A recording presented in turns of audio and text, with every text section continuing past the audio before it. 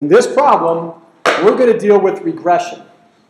Now, if you remember last class, when we did the problem that dealt with the business that we were talking about there, and we said that their particular income was going up every single year, but it wasn't going up by the same amount every single year, the furniture company. So what we did is we plotted the points and we drew a line of best fit.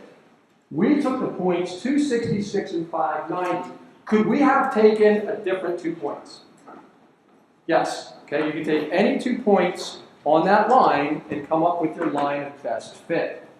What we want to do, however, is make sure that the line that we get is the best possible line, the one that's closest to what's actually happening that we possibly can, so that we can make accurate predictions down the road. That's what linear regression is all about. Okay, now, in this problem, problem number 11, they give you a chart, and we're dealing with the number of federal credit unions from 2007 to 2011. You'll notice in 2007, the number was 5,036. 2008, they went down to 4847. 2009, they went down to 4714. 2010, they went down to 4589. And then lastly, in 2011, they went down to 4447. So the number of those federal credit unions are decreasing from 2007 to 2011. Now what they've done here is they said let x equal 7 correspond to the year 2007. So they took 2 different sets of data points to come up with the 2 equations that they have in this particular problem. The first equation they came up with was y equals negative 143.6x plus 6019. The second equation they came up with was y equals negative 170.2x plus 6250. Does everybody see that? Okay, so they came up with 2 different equations using 2 different sets of data points. They could have come up with as many as 7 or 8 different equations, depending on which data points that they were going to use, the different combinations there. So what we want to find out here is, okay, which one of these equations that they used here anyway are going to give us the most accurate line. Now once again, it sounds like it's hard to do, and it really isn't. Here's what we have. We're going to go and construct a table for both of these particular equations. Now I just put the one up here because after I do the one, you'll have no trouble doing the second one. The first equation was y equals negative 143.6x plus 6019. First of all, the first thing that should strike you is that you'll notice that the slope is negative, and the reason that the slope is negative is because you will notice that the number of federal credit unions is decreasing, okay, from year 7 through year 11. Okay, remember, year 7 is 2007, all right? So, this is the actual data points. These are the ones that they got right off of the chart, okay? 2007, 5,036. 2008, 4847. 2009, 4714. 2010, 4589. 2011, 4447. They got those right off of the chart. Okay? Everybody good there? All right. Now, the model point. The model point they got using this equation. And they got it exactly the same way that we did when we were doing our furniture problem. All they did is they took year 7 for x and they plugged it in right here. When they plugged it in right here, they came up with 5013.8. Okay? Then they took year 8 and they plugged it into the data point right here. And they came up with 4870.2. Remember when we did the furniture problem, the last thing that we did is we took the numbers that we got, okay, we took our equation, we took the actual numbers for x and we plugged them in to see how close they were to the actual data points that they have. That's all we're doing here. That's all we're doing here. Then they took year 9, plugged it in right here, and when they did, they got 4726.6. Then they took year 10, plugged it in, got 4583. Then they plugged in 11, and they got 4439.4.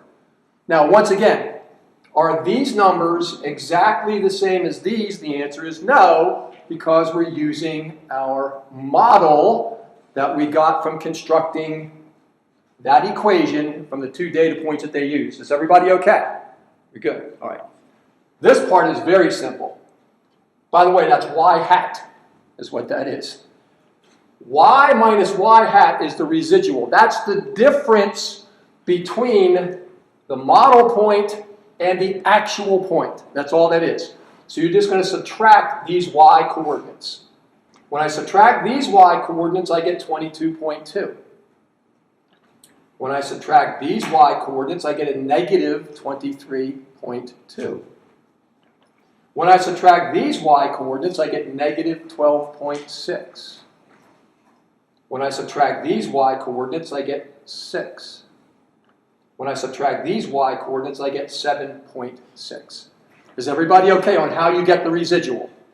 Is everybody okay? It's nothing more than subtracting the data points, the actual y that you got from your data point, and you're going to subtract the y hat that you got from plugging x into your equation up here.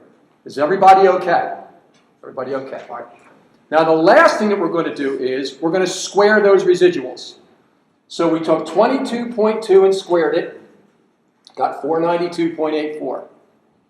We took negative 23.2 and squared it, got 538.24.